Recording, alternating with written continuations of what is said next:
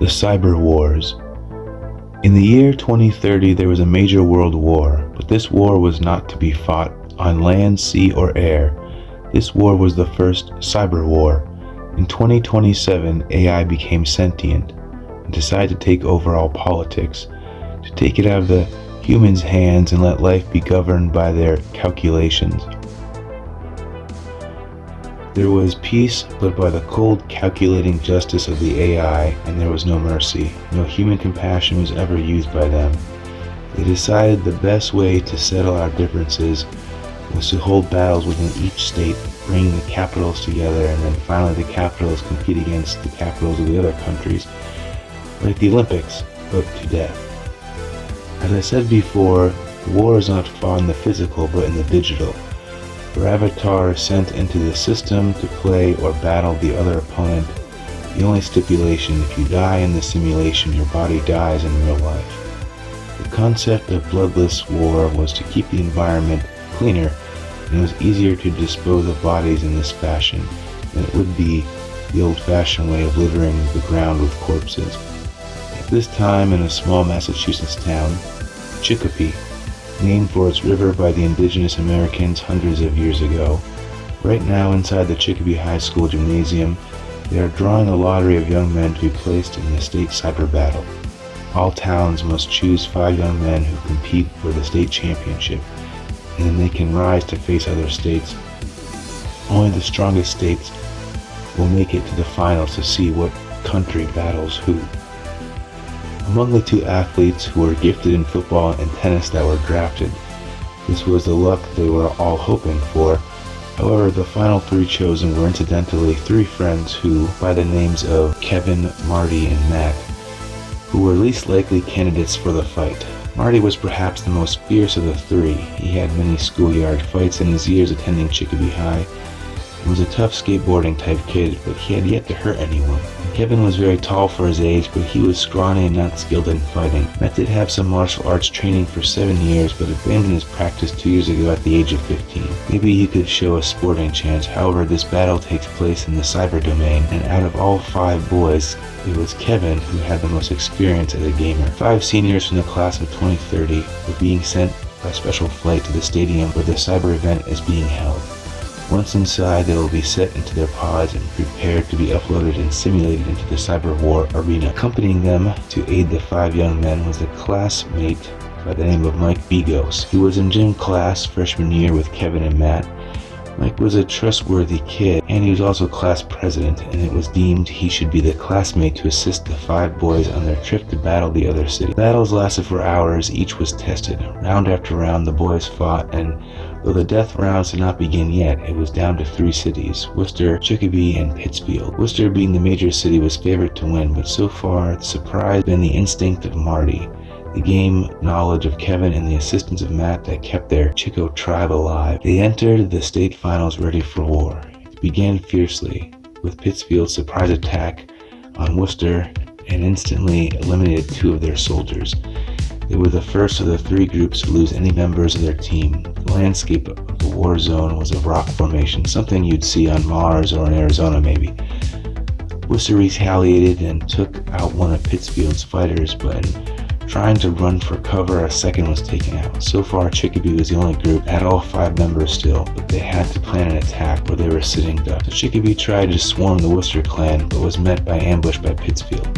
After the slaying back and forth, some had swords and some had laser guns. The other 2 classmates of Kevin, Marty, and Matt had fallen trying to take over some Pittsfield members and was able to take them down, but lost their lives in the process. Pittsfield was down to 1 man. He tried to beg to be let go, but Kevin came up behind him and slashed right through the young Pittsfield man's avatar. With a shudder, he blinked out. "You didn't have to do that, Kev," Marty says. "It probably would have cut him from the server since his team can't win with 1 man." "I don't think so," Kevin replies. "A team can still win with 1 team player. He had to go. Now come on, we have to try and get this last team. You guys wait here, I'm going to try and get them to chase me back here. You guys stand ready to eliminate." Standing on guard were Marty and Matt as Kevin ran off to corral the remaining 3 members of the Worcester tribe. This would be their only shot at winning this battle. It was life or death now. We were young seniors in high school, held to this insane war by a cold and heartless artificial intelligence. Finally, Kevin came around the corner, had an odd smirk on his face. "Don't worry, chaps," he said. "All is fair in love and war." "What are you talking about?" Matt said. "He's ratted us out," said Marty. "You freaking jerk. How the hell do you benefit by selling us out?" "You'll see," said Kevin. "Hey guys, they're over here." Two of the remaining Worcester guys came around the corner. It seemed as if Kevin was going to try and surprise attack them, but before he could maneuver, one of the young men grabbed his arms, and the second guy ran his electro dagger through his heart. Kevin looked over at us in shock. His avatar wavered and then he blinked out.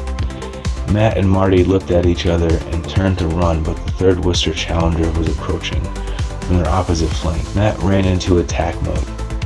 All players were limited to their short sword now. After all this digital warfare, and we were still humans fighting with sticks like we did hundreds or thousands of years before. Marty was able to spin out of a fray with one fighter, and in doing so was able to lunge and caught him with his sword in the chest. Marty used his body as a shield until he blinked out, and Marty began to run toward Matt. With the other attacker on his heels, Marty knew he had to make a daring attempt to eliminate both fighters for a chance of him and Matt to win. Coming to the aid of Matt, who was facing his opponent, Marty was able to climb a rock wall and leap collapsing on the opposing fighter. Matt was able to then stab him, and with a shudder and a blink, he was gone. But coming in fast was the last Worcester warrior, and he nearly clipped Matt, who dodged, but because he was laying down where he had landed, Marty was impaled by the running warrior. And with a slight hesitation, seeing this as the only time, Matt lunged his sword into the fighter's back. He watched as the fighter and his friend Marty blinked out, never to be seen again. Matt was teleported out of the simulation and back to the real world. As he climbed out of his pod, he could see the other pods of his deceased friends being taken away to be incinerated. Matt was able to rest for one day, but was soon having to re-enter the pod for his final battle, one-on-one against another opposing New England state. The winner of this would face the other states and claim winner of New England and advance to the ultimate state finals and compete to become world champion. Matt had no intentions of winning or losing, he just wanted to escape. He talked to his last friend, Mike, who was still there to aid his classmate. "Mike, you're a computer kind of whiz, right? You gotta find a way to hack the pod and get me out before the game can end. That way it will freeze the sim and is our only chance at escaping the game and getting the hell out of the stadium." "Geez, Matt, you're crazy," Mike said. "I would probably get caught." "How close can you get to the pod?" Matt says, "while it's in play. Can't you say there's a malfunction or something you can fix? Just wait for the right time, you'll know." And with that final plea, Matt was carted off to join the other contenders. There was still Connecticut and New Hampshire to face. New Hampshire had just beaten Maine and Vermont. Matt, representing Massachusetts, was set to face New Hampshire. Once in the sim, Matt could see a new terrain. It was more like a forest. There was what seemed to be a ring of trees, and at the center was a patch of bare grass. There he found standing a giant, cross-eyed, hulking mass of a dude. This guy said his name was John, and he was a quarterback, and he was undefeated, the last of his tribe. And unlike me, who won by chance, I was not going to be so lucky this time. The pursuit was on. We tried, first guns, but soon both ran out of ammunition. We had to switch to swords, but with him being larger, he moved slower, so I kept running to tire him out. You can't tire out a simulation. I was in danger more than ever. No team to rely on. And then suddenly in my ear I could hear Mike's voice. "Matt, I don't have much time, but I'm going to try and hack into the pod. You can't respond to me, but you'll hear me. I'll give you a countdown soon. It's actually going to be a little easier than I thought." "Okay, great," Matt said out loud to himself. "I guess I can go in and fight for fun. Just can't let myself get too beat up or killed." "Hey, punk, you want some of me? Come on, man. Come on, you cross-eyed freak." Matt went in to fight. They exchanged some good blows, but he was beginning to get tired. And now he was yelling to Mike. "Come on, Mike, hurry up." "Hold on, Matt, stop yelling, or someone in the system will know we're up to something. Just hold on a little bit longer." "Okay, counting down from 5. "Just do it now," Matt says, as he's being brutally beaten to a pulp. He couldn't hold out much longer. 4, 3, 2, wait, hold on, sorry, I gotta cross one more wire. Hurry, I'm about to die. And suddenly, to the brute's surprise, Matt blinked out, but not as though he died. It was a different transmission of wavelengths. Matt pushed open his pod and Mike helped him climb out. They were seeing staff and guards rushing to stop them. This was their only chance to escape. Now, no one knows if they did escape. Let this be a lesson to you. Enjoy your time on Earth as it is while you can now, because you never know when the world will change and it will be your turn in the cyber war.